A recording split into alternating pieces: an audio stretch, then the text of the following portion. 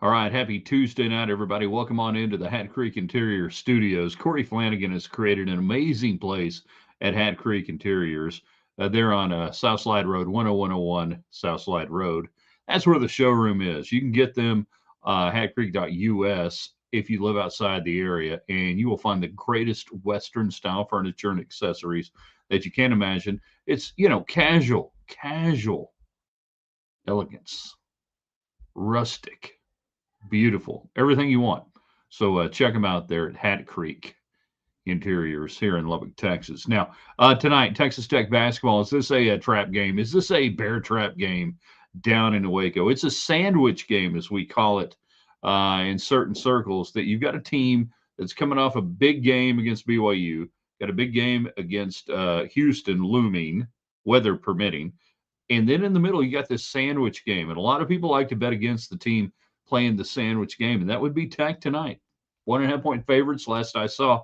Worried about this thing or not tonight? We can talk a lot of basketball, whatever's on your mind. Can Texas Tech football duplicate, replicate? Can they be Indiana next year?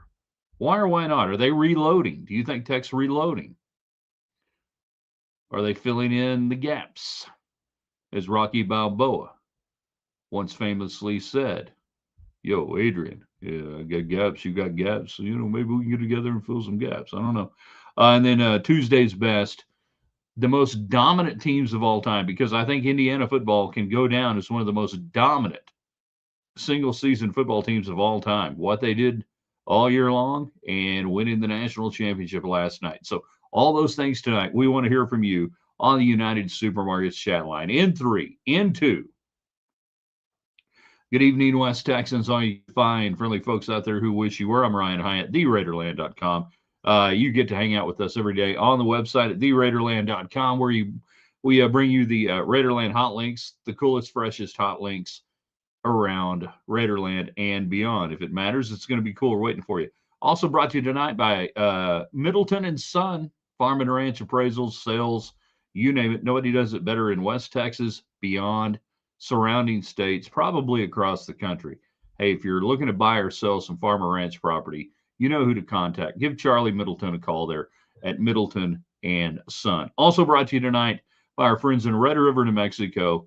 If you were staying at Lifts West Hotel and Condominium tonight, right now in the heart of Red River, where they got snow on the mountain, and you're just walking distance, you can walk outside your door, go right next door to Red River Brewing Company, get a great, great meal, some great drinks, have some fun, all within like 38 steps.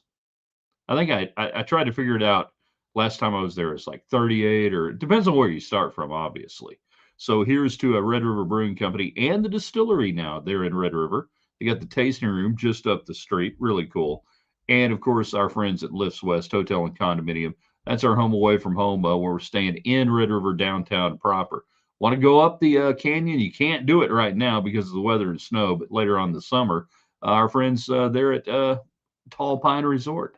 You just want to get out of town, go up. No phones, no TVs, no rooms for rent or something like that. I don't know how it goes. All right. Get in on the United chat line tonight, United Supermarket chat line. Whether you're on our YouTube channel, Ryan Hyatt's Raiderland, it's free. Whether you're on Facebook, Ryan Hyatt's Raiderland, it's free. Or Twitter X at Ryan Hyatt Media. So where do we want to start tonight? What has you fired up and intrigued tonight? What's on your mind? You tell us. That's why we do the show. All day long, you get told stuff by people. You listen to the national pundits.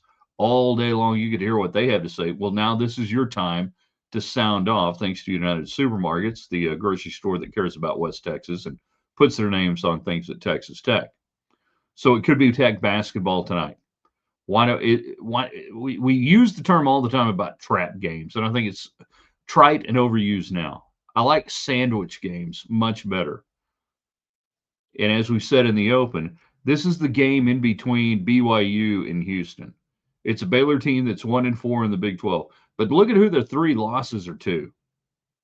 Iowa State, Kansas, Houston. You look at some of their Ken Palm rankings. They're not that much different from Texas Tech. You look at Texas Tech, and I'm impressed that Texas Tech is a 1.5 point favorite, unless something has changed here this evening. I'm impressed. That's respect, everything else. But this is a game that gives me a little bit of pause tonight because as you go through the Big 12 schedule, there is mental fatigue and physical fatigue. And when you are playing big games back to back and you roll through this and everything else, this is when the mental fatigue begins to kick in, late January to Valentine's Day. I think that's the toughest stretch. It's about a 3-week stretch. Not quite into it yet.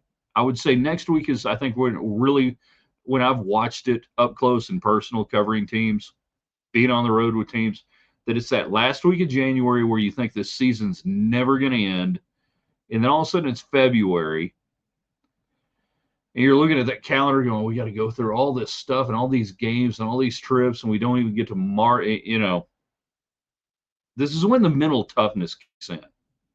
So how mentally tough can Texas Tech be tonight against Baylor? We're going to find out. Joseph jumps in on the United Supermarket chat line on Facebook. By the way, all of our platforms free all the time. Facebook, YouTube, Rhino's Raiderland. We ask everybody who's out there, please share. Hey, YouTube tonight, we could get over 800. What is it, 700, 800? We get to 800 subscribers tonight, I think, or 700. I've lost track. Anyways, we need like 12 to get to the next level. You guys on YouTube can for sure make it happen. You guys on Facebook, if you're not subscribing to our channel on YouTube, you can make it happen too. Tonight shouldn't be a trap game. Study the history. The records mean nothing. I don't know what that means. Study the history. The records mean nothing.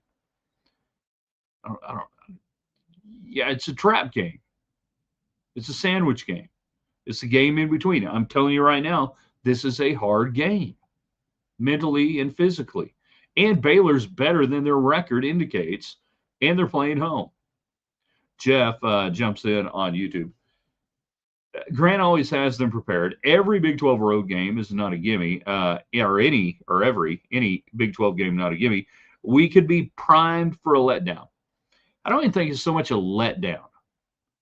Not even so much a letdown. Just there's only so much you can do playing at a high level in this league. In this league, depending on how old you are, this is the Big East of the 80s and early 90s.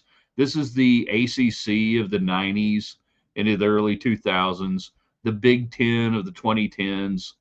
Whatever you want to compare it to, this league, this Big 12 basketball league, that's those leagues. Which cliche would you like me to use? There are no nights off, blah, blah, blah, whatever. But I look at this Baylor team and I go, man, they've gotten beat, but by really good teams. And as I said, you go and you start crawling through some of the numbers. The adjusted KenPom. Offense, they're 20, you're 18. Defense, this is a separator, and we're Tech shorthanded, still no depth. 33 on the adjusted D, they're 95. All right. So that's where you got to kind of make your hay tonight if you're Texas Tech, is you got to hope that their defense is a little bit leaky. You get some things done. Jeff on the United Supermarket chat line. I do love being really good at basketball again. The last 2 years have been a lot of fun. I mean, there are so many different reasons to love it. I love basketball, but there's nothing better than during the dead of winter that you got a team, and now you got two teams with the Lady Raiders out there that carry you through the winter and all the way into the spring, and then you hope that Tim Tadlock can get it going again and make some cool stuff happen. That you now have like 9 months out of the year. If you're a Tech fan, this is awesome. All right, so a trap game or not, what are you thinking about tonight? How do you feel about this game? Can Tech football duplicate what Indiana did this year? When I say that, I don't mean go undefeated and win the national championship, but Tech's like a year behind on what Indiana was doing last year, and you kind of did it this year. You get to the playoffs, you get beat, you got beat. Next year they come back and win. Can Texas Tech replicate that? That begs the question. Do you believe that Texas Tech is reloading? Now that the portal is beginning to kind of settle down, I think the rating I saw today, I think Tech was 8th nationally in the portal. That's fine. That's good. Whatever else. Do you think you have improved in the areas you need to improve in? And we're seeing all the way too early top 25 predictions come out. And they don't matter, but here's why they do matter. Because that's the basis that all the media and all the talking points are going to build off next year, preseason, where last year you really weren't involved in a top 25 scenario for the most part, if you're Tech football, and you had to work your way in. It's a lot better to start off in the top 10 in a preseason ranking than not. Now, I hate them. I wish they'd go away. I don't like them. I wish the first rankings would come out in October at the earliest, but we still have to live with it. So if you're a Tech fan waking up today and you're seeing some of these rankings come out and you're seeing Texas Tech in the top 10 and whatever going forward next year, embrace it, run with it, and just say, yeah, this is good. But back to the question, can Tech be next year's Indiana? Why or why not? Do you think they're elevating talent-wise where they need to? Now, I don't know that you can elevate talent-wise the defensive front. I'm sorry. You just try to tread water, get some guys in, and just hope it works out. This year's defensive front was one of the all-time greats when historians look back upon the great Texas Tech front seven of 2025. You get the idea.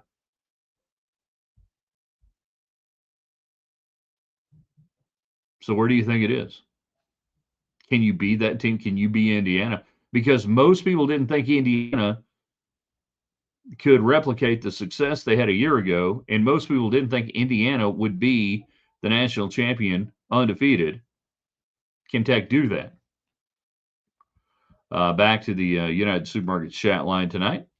Joseph, I think we need a couple of role players to shine and have big games. Let Toppin and Anderson coast a while. That would be great, but you just don't have the depth right now due to injuries and everything else. You're basically a 7-8 rotation, and while it would be great, I don't know if you consider like Lawan Watts or who Atwell, who you think the role players are. But for now, here's the deal. Anderson and Toppin have to go out and be Anderson and Toppin every freaking night in the Big 12. They got to do it tonight. They got to do it against Houston Saturday. By the way, we have weather looming. Winter is coming to West Texas. Winter is coming, and I hope it doesn't affect the crowd or anything else Saturday, but it's going to be nasty here in West Texas, much like a lot of the country. I get what you're saying, Joseph, but you don't have that luxury right now with this team that, till further notice, Anderson and Toppin both have to be great every night. That's the deal. That's the way it works.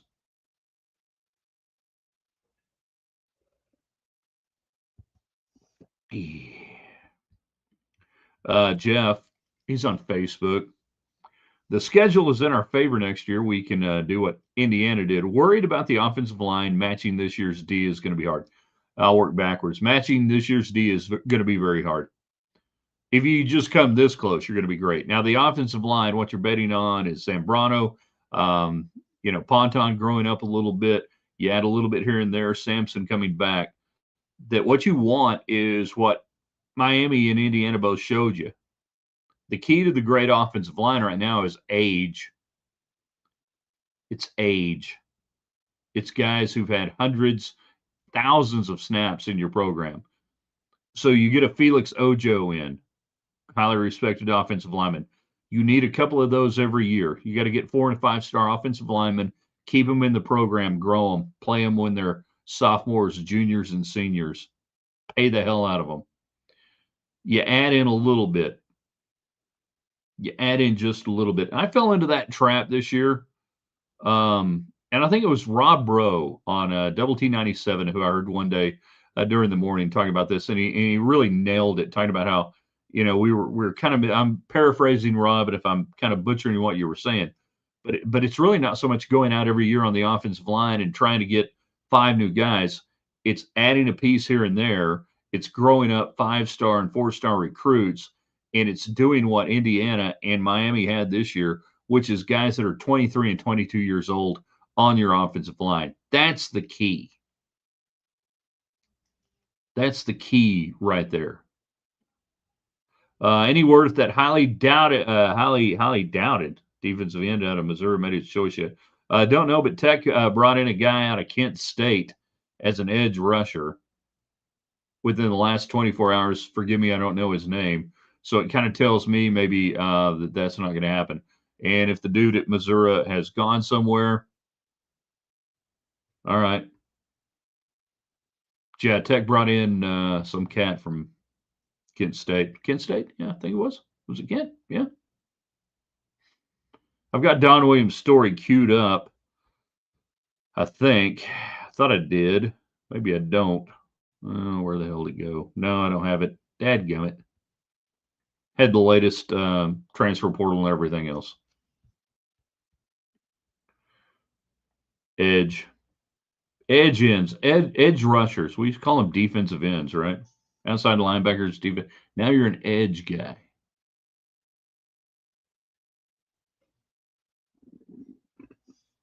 I think of Edge, great guitarist, band, YouTube.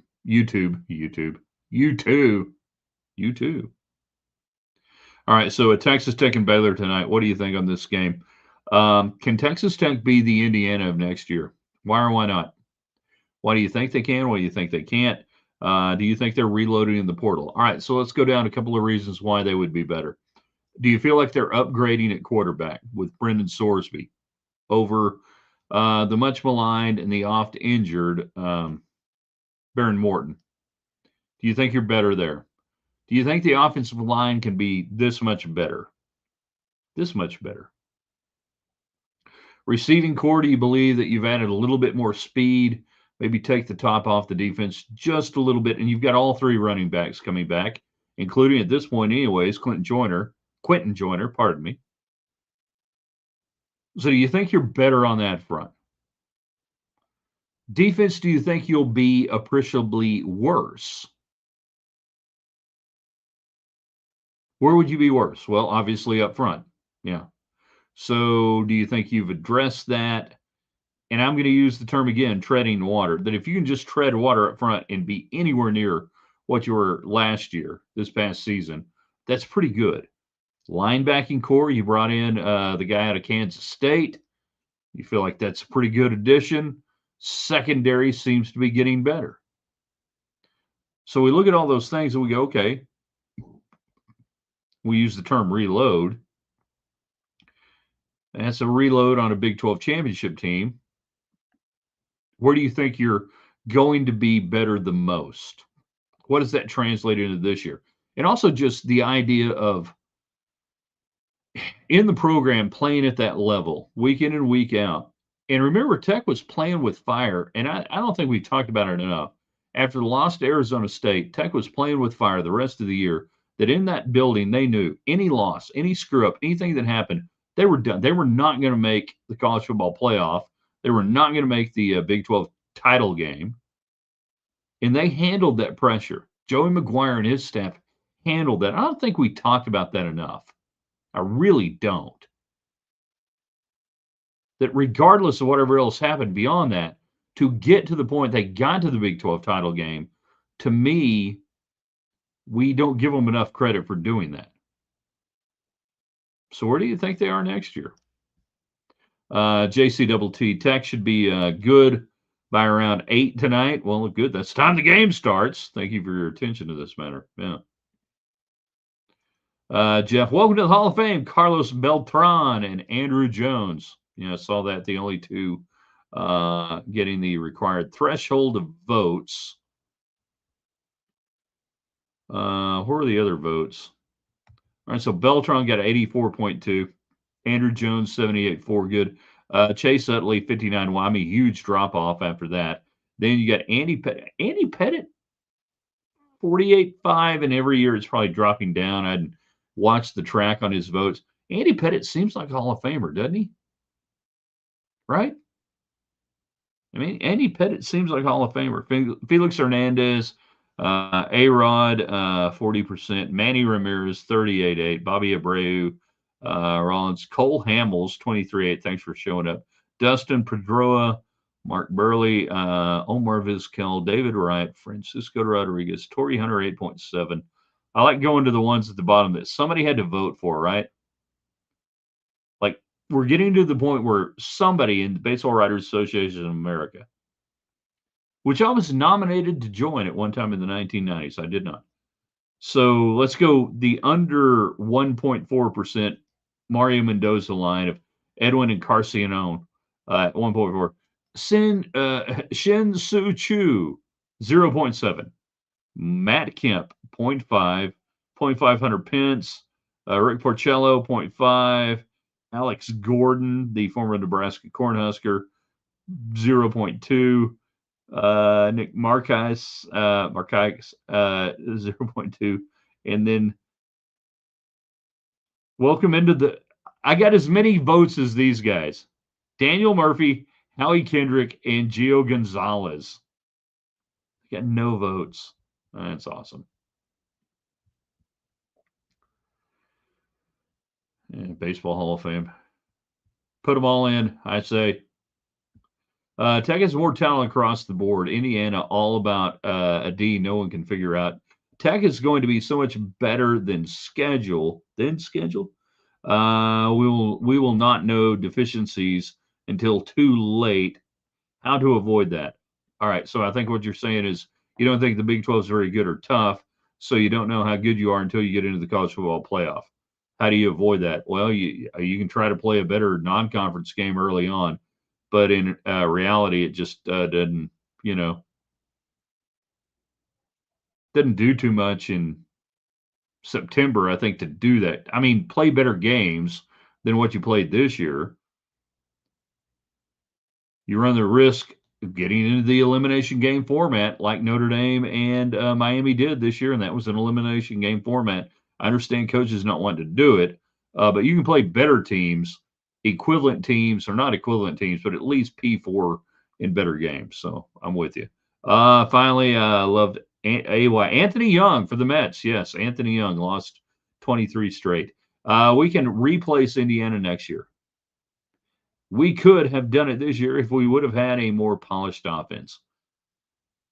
More polished offense, healthy quarterback. Yeah.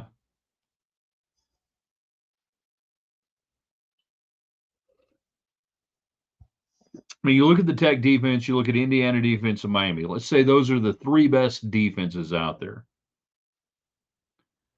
That if it was a Royal Rumble, a Rumble Royale, and it's those defenses out there determining it, Tech would have been right there in the middle of it. Busting chairs over people, taking folding tables, throwing them into the ring, that defense was good enough to be right there on the stage with both Indiana and Miami. And I was intrigued last night to see which Miami defense was going to show. I mean, remember, they did stuff to Ohio State. They also gave up a ton to Ole Miss. So, a few more comments before we get out of here. We don't have time to do this tonight. Duke is suing their current quarterback, who's trying not to be their current quarterback in Darian Mensah. This is fascinating. It's going to hinge on employee contract law, and this is going to become immediately case law on how players can get in and out of so-called contracts. The reason this is going on, though, is because college football needs a CBA. They need to unionize the players, and then schools like Duke and everybody else, it's cut and dry. You don't see NFL teams suing their quarterback trying to go to free agency. I can tag you, I can do this, you can go, but it's all cut and dried because of the CBA. Everybody who doesn't want to see stuff like what's going on at Duke, everybody who doesn't want to see this, it's real simple. Unionize the players. The school should be trying like hell to force a union on them and do it just like the NFL. The NFL has been rolling over the NFLPA for 25 years now. The NFL owns the Players Association. It's unbelievable what they get them to do for nothing. And it would probably be very similar, I think, to college football that a if the group of colleges, universities would break away from the NCAA, form their own 64 or whatever 70 team league, and institute a CBA on the players, they'll own them. Be great. Yeah, but we can't do that though. We're amateurs. I'm going to take text 74. I got to need to write this down here. About 74 to 68 tonight. That's a cover, by the way, for those who are wondering. We've looked at it intensively. I don't like this game at all, by the way. You know? I don't like this game at all. 74-68. What's the quarterback insurance since Sorsby is going to run more? I don't think he's going to run that much. I really don't think they want him to run that much. I think they want a mobile quarterback who can escape and extend the play, but I don't know that they necessarily want Sorsby to run that much. File that away for August when we start seeing some things, but I really don't think they're bringing Sorsby in to run RPOs and go crazy and run 10 plays a game. I think they want a guy who can extend the play, be big, strong, and healthy, and throw it downfield. He ran this year because he had to. You hope he doesn't have to. Now, if they're bringing him in to run a bunch, he's going to get hurt, and then it's going to be Hammond once he gets healthy, and anybody else on there. It's dumb to run your quarterback. It's dumb, stupid, dumb. The top 10 Power 4 teams can for sure win a national championship, so any arguments are on the margins, or on thin margins. Tech by 8 points, but scary. Yeah, 74-60. I get it 6. Chris, they signed the quarterback from Tulsa. Yep, you got there before I could. So there's your insurance policy on that. But if you're bringing a guy in to run, he's going to get hit. He's going to get hurt. And that's the end of the game, end of the story. You might get lucky. He might live through it. You might get lucky and have a year where your quarterback doesn't get hurt. And I'm not talking Tech. I'm talking to anybody. But the idea that you can put these quarterbacks out there for 12 games and they're not going to get hurt, to me, that's stupid. Yes, I know. I'm old school. I hate RPOs, zone reads. I don't want to run my quarterback. I want my quarterback who can run to extend a play and get to the next play. But I don't want to run my quarterback because I'm now paying guys to be running backs and lots of money. You got 3 running backs. You're going to pay money next year. Give them the ball and don't make my quarterback get hit. It's not hard. Shouldn't be anyways.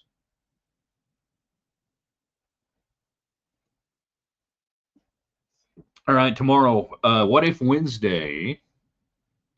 We have fun with that. It's we throw out a what if, an alternate history topic. I got one of my friends who helped create this topic, or kind of created this topic, and said, "Hey, you ought to do this." You've been banging me on a text message all day. Come on, Robert, just do this, do that. I mean, we've already done some of these, but we'll have some fun with it tomorrow. Not sure which direction it's going to go, so you got to jump in on the website in the morning, theraiderland.com. I'm going to ask you guys to do one thing for us tonight before we get out of here. Hey, enjoy the game. That'd be nice. Then, if you're on YouTube, like and share, please. Like and share, invite people in. Get us over whatever we're at right now. Like, I think 700, what we're looking at. Then same thing on our Facebook page. If you hadn't subscribed there, that'd be cool. We're going to post this on the website, theraiderland.com, in a little bit, and then you can share it all night long. It'd be great. Next, Power 5. All our sponsors, for the most part, are on Facebook or on Twitter. I can tell you right now, United Supermarkets, Facebook. Red River Brewing Company, Lifts West Hotel and Condominium, Facebook. Middleton and Son, Farm and Ranch Appraisals, Facebook, and Hat Creek Interiors. The Power of 5. 5 people every night who enjoy this broadcast. You don't have to go buy a new sofa at Hat Creek Interiors. You don't have to sit there and buy a farm and a ranch from Middleton and Son. But if you can go there and just say, hey, thanks for supporting Raiderland. Thanks for supporting Ryan Hyatt's Raiderland. That allows this show to continue and be brought to you every night by our great sponsors. But the same thing for all your other favorite media. If they have something like what we do and you can thank them, please do so. Because that's how it works these days. It's really in your hands. And I know you guys, I think you like what we do. I think about maybe 4 or 5 people a night like what we do. That'd be pretty cool. I think there's a few hundred more, judging from the metrics, a few thousand more each night. But just go to our sponsors on Facebook and just say, hey, thanks. And tag me on Facebook. Let me know. Tell me you did it. It's good. All right. It's basketball time. It's fun time. We'll see you in the morning. TheRaiderland.com.